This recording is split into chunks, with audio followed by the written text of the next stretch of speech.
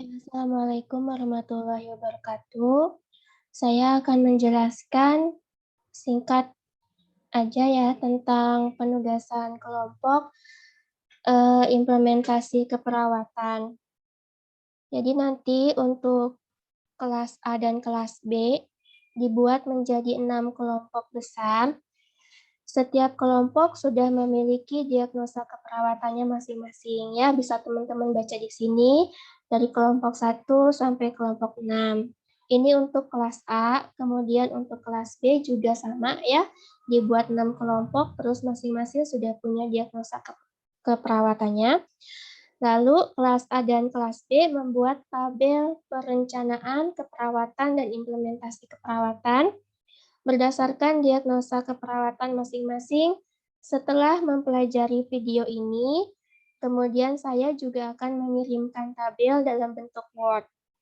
Sumber yang digunakan hanya buku PPNI 3S, SDKI, SLKI, dan SIKI. Jadi teman-teman harus punya buku itu dan tidak bisa menggunakan buku yang lain ya. Kemudian pengumpulan tugasnya di masing-masing kelompok membuat file dengan nama file tugas makeup underscore nomor kelompok underscore nomor kelas dikumpulkan melalui email saya. Kemudian pengumpulannya hanya dilakukan, dikolektifkan oleh koordinator mata kuliah. Jadi koordinator nanti yang akan mengirimkan semua file teman-temannya ke saya ya, ke email saya. Batas waktu pengumpulannya tanggal 4 November 2021 jam 3 sore. Kemudian tabel yang seperti apa yang harus diisi.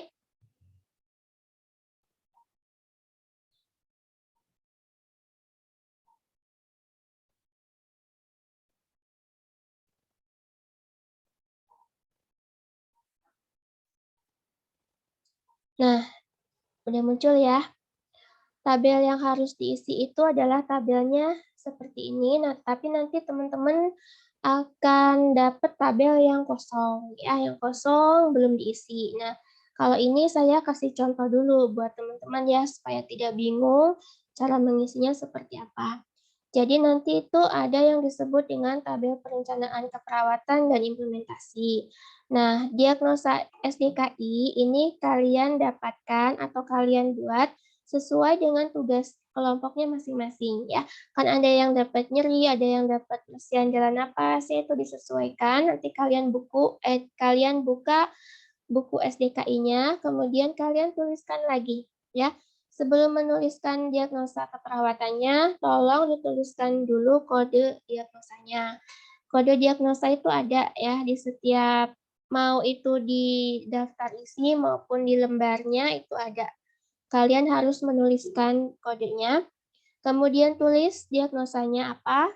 Tidak usah menggunakan berhubungan dengan ya, karena kita belum pakai kasus. Jadi hanya menuliskan diagnosa keperawatannya, kemudian tuliskan juga gejala dan tanda mayornya, kalau ada, juga gejala dan tanda minornya, kalau ada ya, subjektif atau objektifnya.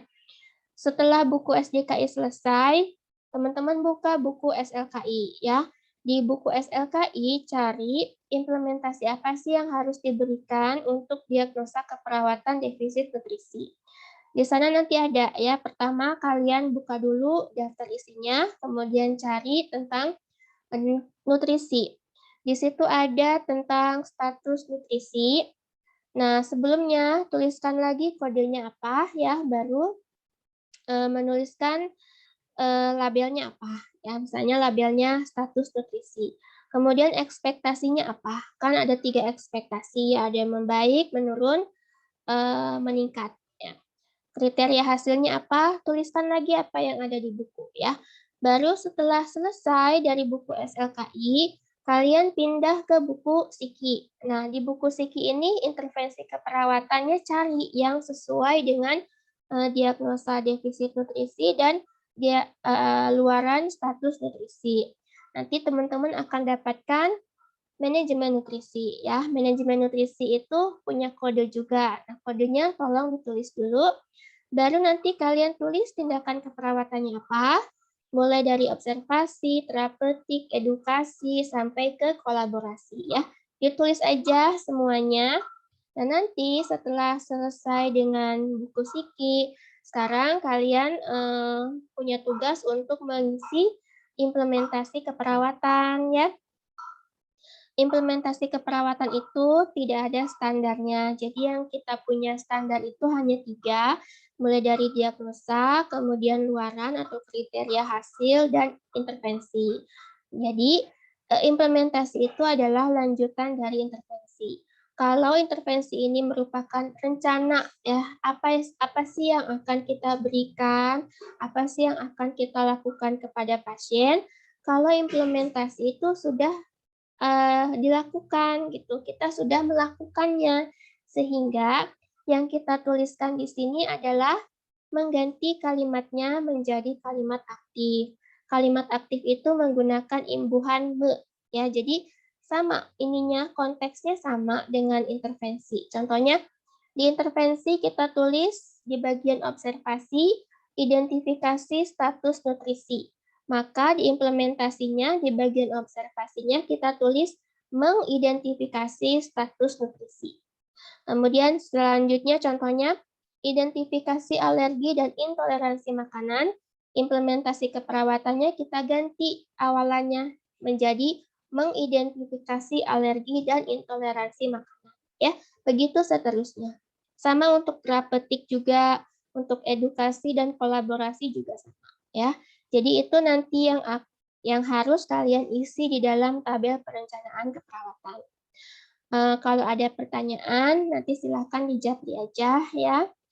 Eh, ini karena tugas kelompok, jadi mungkin pengerjaannya juga harus bersama-sama atau berbagi tugas. Ya, silahkan.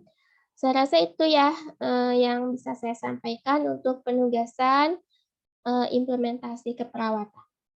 Terima kasih. Assalamualaikum warahmatullahi wabarakatuh.